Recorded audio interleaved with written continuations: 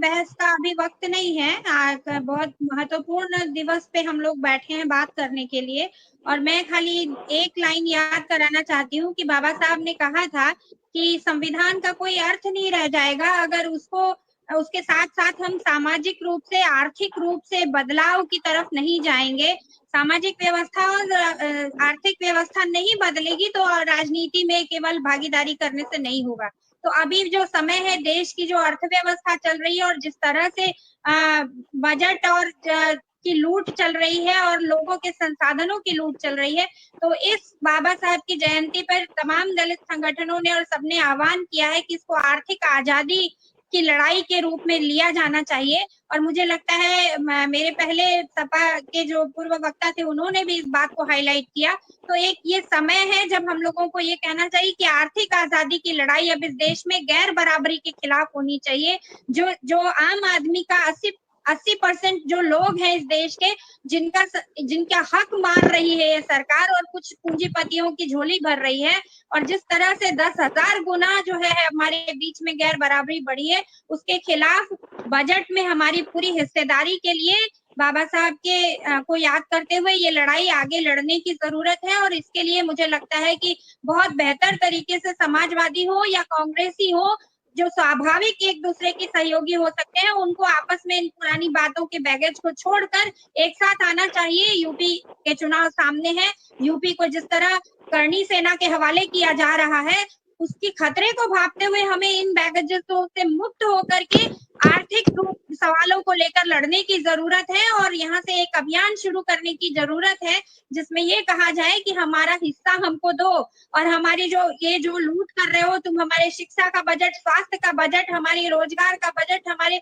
तमाम जितने हक हैं सब आपने मार के बैठे हैं, और आप हमारे टैक्स से जिंदा है। हमारे लगभग इस समय देश का जो बजट है उसमें पूरा का पूरा हिस्सा जो है, जितना गरीब टैक्स दे रहा है उतना ही देश का सबसे अमीर भी टैक्स दे रहा है, और उससे ज्यादा ही वसूला जा रहा है, 29% के करीब। तो आप जीडीपी का कितना हिस्सा जी हमारे ऊपर खर्च कर रहे हो, ये सवाल पूछने की जरूरत है। और लोग बहुत मैच्योर जी हैं, उन तक अगर ये बात पहुंचाई जाएगी कि किस तरह से उनके बजट की लूट की जा रही है। जीरो पहुंच रहा है, जीरो, दरअसल में जीरो। जो जी लोग जी। घोषणाएं जो करते हैं वो हम भी नहीं पहुंचता। तो मैं इस जागृति जी, बात को हमको 1 मिनट लेके का जाने की समय मैं जरूरत है। चाहता हूं कि खत्म कर रही हूँ।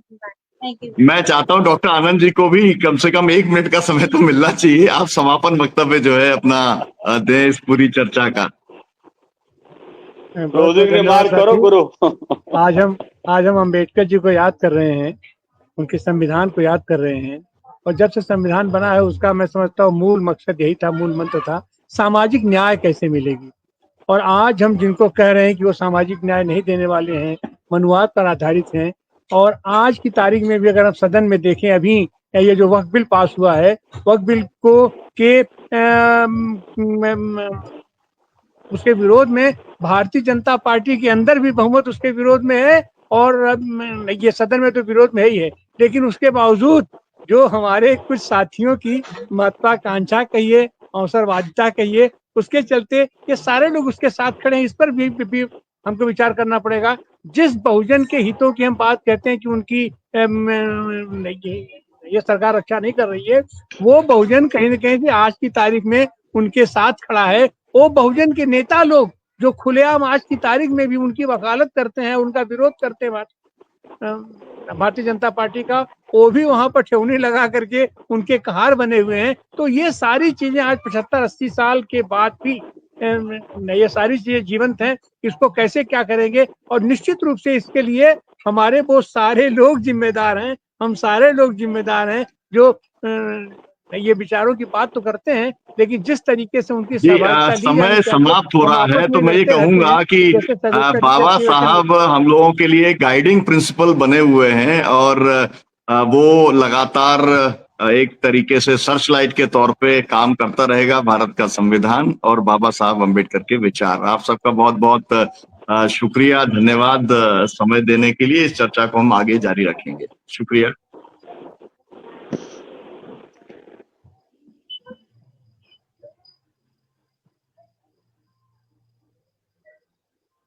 तिवारी जी एक दिन जो है इस पे भी करा ही दीजिए एक बार। मतलब पटका पटकी सारी कर ही लीजिए, जेपी और लोहिया और कांग्रेस, और ये जो बार बार कीड़ा काटता है ना, जागृति तो जी, मुझे लगता है कि जागृति जी, कर डालिए जी। जागृति जी, गैर कांग्रेसवाद गैर भाजपावाद एक साथ साथ नहीं चलेगा। कहीं क्लियरिटी बनानी पड़ेगी दिमाग में। बहुत सारी चीज इतिहास के पन्नों में छोड़ दीजिए। हाँ, वो सोच समझ के जानबूझ के लोगों ने खोदा ही है कि आप जितना मवाद है बहा ही डालिए तो अच्छा है। अभी जेपी लोहिया को गालियां आ रही, सोशल मीडिया पे बात उठी थी, कौन कर रहा है? वो कांग्रेस में होंगे टेक्निकली लोग आज, लेकिन है सब समाजवादी पुराने।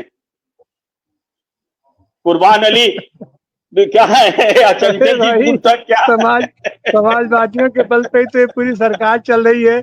नीतीश क्या है, नायडू क्या है, नीतीश क्या है, सारे लोग क्या है। और खैर वो तो अलग की बात है, लेकिन इस पर बात तो होनी चाहिए। लेकिन उसके बावजूद भी कांग्रेस के फ्रंट पे जो लोग कह के और कांग्रेस की तरफ से लोग वक्तव्य दे रहे हैं, जो सलीम खान साहब ने कहा, उस पर बात नहीं कर रहा है। जो सलीम खान साहब ने कहा जो झूठ फैलाए जा रहे हैं, बात केवल उस पर करिए। इस समय झूठों गड़े हुए झूठ से जो नैरेटिव्स खड़े किए जा रहे हैं, रोज नए नए, पुराने आप एक्सपोज कर रहे हो तो कोई नए खड़े कर दे रहे हैं, उसे निगेट करो पहले आप। करते बहुत सारे नैरेटिव तो एक्सपोज हो गए। गांधी और भगत सिंह, नेहरू और भगत सिंह, गांधी नेहरू पटेल, नेहरू और सुभाष चंद्र बोस, बहुत सारे झगड़े गड़ गड़ के खड़े किए।